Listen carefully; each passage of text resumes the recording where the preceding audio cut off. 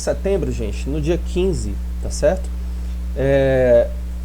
Nós demos outros conteúdos ainda relacionados ao dicionário de símbolos, já começamos a falar de outros tópicos que introduziriam a questão das correntes artísticas, tá certo? E aí, mais vídeos foram colocados aqui, né, em diálogo com vocês, né, eu coloco os vídeos, e aí vou também postando as atividades e o material didático, tá certo? Nesse material, que eu peço que vocês assistam com carinho, assistam com calma, revisem, tá certo? O que foi passado, tá certo?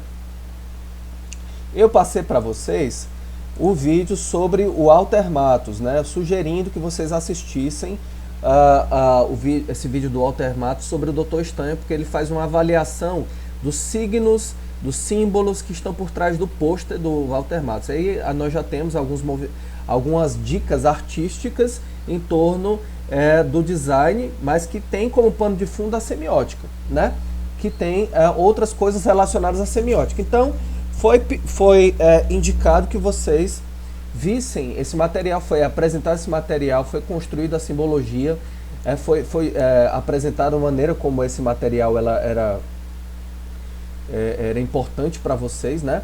E aí foi falado sobre o círculo cromático, sobre cores, né? Quais os significados por trás das cores, cada um dos posts, essa questão, porque não se trata só de usar arbitrariamente as cores, né? Se trata também de levar em consideração símbolos que estão por trás de cada um desses elementos, né? Do pôster, tá? E esse aí foi o primeiro material que eu passei para vocês no mês de setembro. Logo em seguida, o que foi pedido, o que foi colocado para vocês, tá certo? Foi colocado uma versão alternativa, tá certo? Desse material, eu coloquei para vocês aqui, para vocês assistirem, tá certo? Eu coloquei aqui também, tá certo? Mais coisas relacionadas ao dicionário de símbolos, porque aí vocês iam fazendo comparações, né?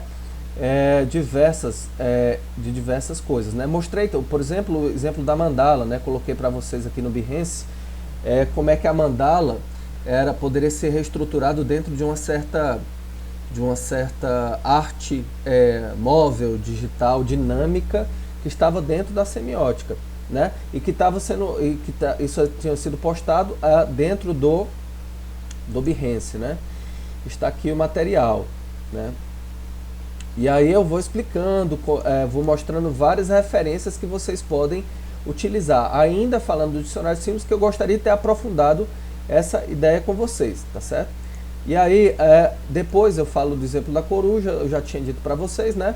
Do elefante, né? Como é que você pega os traços do elefante e deixa clean para que o elefante seja relançado como marca.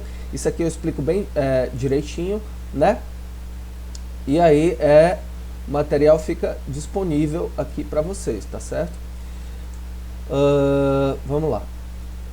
Na aula seguinte, tá certo? Na aula seguinte, o que nós fizemos, tá?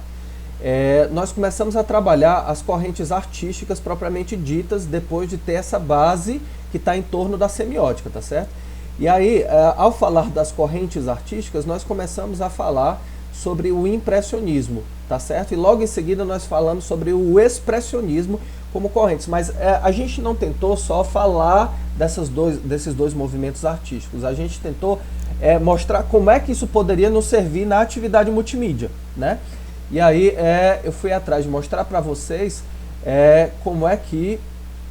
quais eram as bases do impressionismo de uma maneira bem rápida, tá certo? Para que só depois, vocês tivessem a condição, tá, de avaliar com mais cuidado, tá, o que é o impressionismo na semiótica, o que é o impressionismo na atividade multimídia, porque você já tem disciplina de História da Arte, Introdução à Arte, né?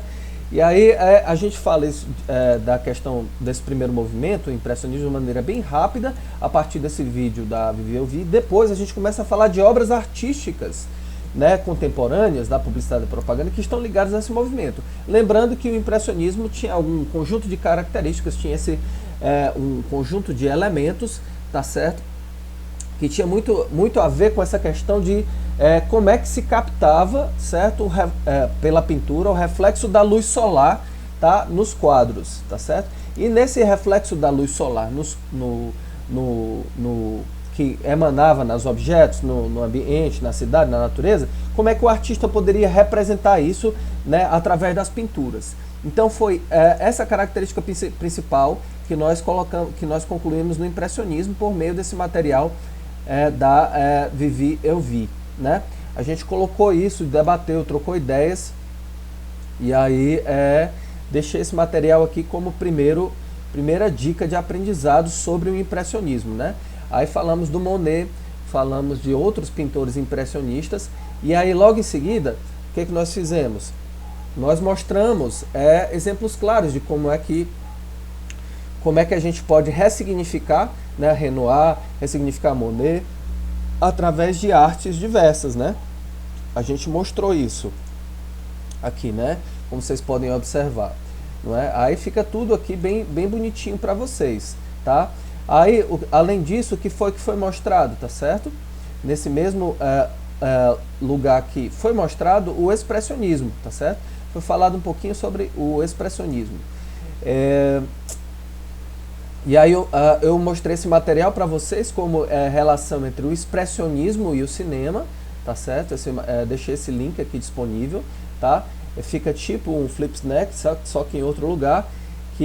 Aí eu mostrei para vocês as características do expressionismo e fiz a comparação com o impressionismo, tá certo?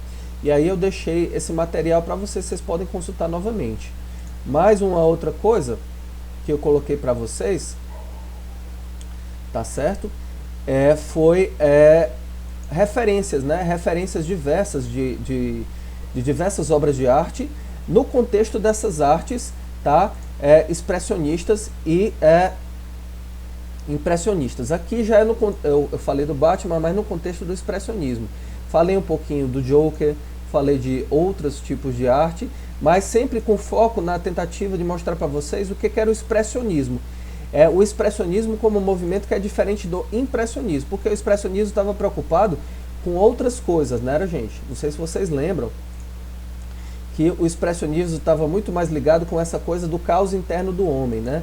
Como é que se poderia trabalhar melhor essa coisa da interioridade, ao invés de trabalhar só a coisa da captura interna, da captura dos raios solares. E aí o expressionismo ele tenta mostrar essa energia que sai do coração, tá? Essa coisa essas emoções, como é que elas são representadas para mostrar o estado de espírito, o estado de ânimo dos personagens, né? Das pessoas. Isso tá em revista em quadrinho, tá em vários tipos de plataforma, né? Das artes antigas às artes mais atuais. E aí eu mostrei, dei o exemplo do Coringa, dei o exemplo de outros personagens, né? Mostrei qual era a raiz do Coringa, né? Que estava no Homem que Ri, né? Que era um livro do Victor Hugo. Diz que o expressionismo estava ligado a esse livro do Victor Hugo, e ele pode ser adquirido através da Amazon. Está aqui disponível para vocês podem checar isso, tá certo? E aí, além disso, o que nós fizemos? Eu comecei a fazer a relação com vocês das atividades do impressionismo entre esses movimentos artísticos e o design, né? E aí a gente começou a trabalhar isso com cada vez mais profundidade, né? No final de todo o processo, vocês tiveram essas duas primeiras correntes artísticas, tá certo? Aquele exposto pela Vivi Eu Vi, e o exposto por outros materiais audiovisuais, né? Dentro dessa sessão aqui do início de setembro, né? E aí tem também, aqui nessa parte de setembro, tem vídeos explicativos, teoricamente, né, desses movimentos artísticos, e vocês podem ir atrás de observar isso aqui, né? Tem também a relação, fala um pouquinho da questão da semiótica, um pouco mais, né? Mas só que a gente aos poucos vai saindo da questão da semiótica e começa a falar cada vez mais dos movimentos artísticos, né? E quanto mais a gente fala dos movimentos artísticos, mais há o amadurecimento da ideia de que, para que a gente possa ter uma prática multimídia boa, é importante interpretar sinais e entender como é que os artistas, os pintores, pensaram a vida, pensaram a realidade e representaram isso através das suas pinturas, tá certo? E aí as duas primeiras correntes artísticas foram impressionismo e expressionismo, né? Em setembro. Em setembro nós falamos sobre isso, tá certo? E aí em outubro, tá? Em outubro nós tivemos o início do tema do surrealismo, né? E aí tem vídeos aqui sobre o surrealismo. Nós trabalhamos, né, esse movimento do surrealismo, colocamos neste material aqui, o surrealismo, falamos do Salvador Dalí, falamos de outros tipos de pintores do surrealismo, né? Falamos sobre curiosidades, mostramos esse vídeo do meteoro, né? Especificamos um conjunto de características e aí a gente começou a fazer a diferenciação entre o surrealismo e o impressionismo e expressionismo. O expressionismo, tá? Ele estava ligado ao coração, né? Às emoções do coração. O impressionismo estava ligado à coisa da captura dos reflexos do sol nas imagens, na natureza, nas coisas, né? E aí o surrealismo, por outro lado, ele estava preocupado com outra coisa, né? Qual era a preocupação do surrealismo? A preocupação do surrealismo era com o inconsciente humano. Quais eram os desejos, os impulsos, qual era a animalidade que estava por trás do homem dentro do seu inconsciente. E aí foi mostrado esse exemplo aí de curta-metragem entre o Salvador Dalí e a Disney, né? Eles fizeram um contrato e produziram um curta-metragem surrealista. Eu queria ter mostrado para vocês observarem como sempre existe a reapropriação, a ressignificação, né, de vários movimentos artísticos para o presente, apontando também para o futuro. Aí, logo em seguida, eu falei de outras coisas ligadas ao surrealismo, mostrei novas artes, né, no Behance, mostrei outras possibilidades, tá?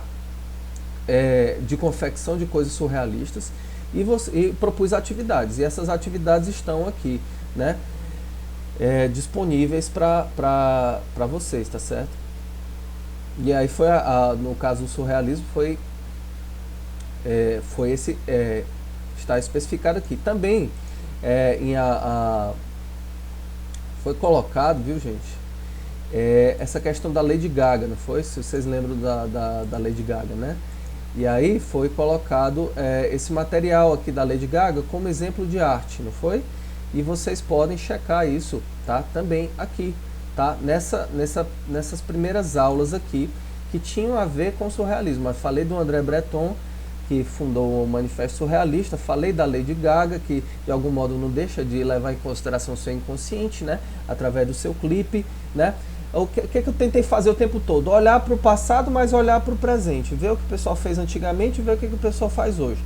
Tá? Sempre eu tentei elaborar essa estratégia para que vocês possam fazer essa comparação e ficar minimamente satisfeitos com o que está sendo demonstrado, não é? E aí, foram sugeridas uma série de obras, né, ligadas ao surrealismo, que vocês podem olhar aqui também, né? Obras artísticas, cinematográficas, tem um manifesto, né? Foi mostrado como é que se produz arte surrealista através de diversos materiais de canais, né, que estão disponíveis para a gente.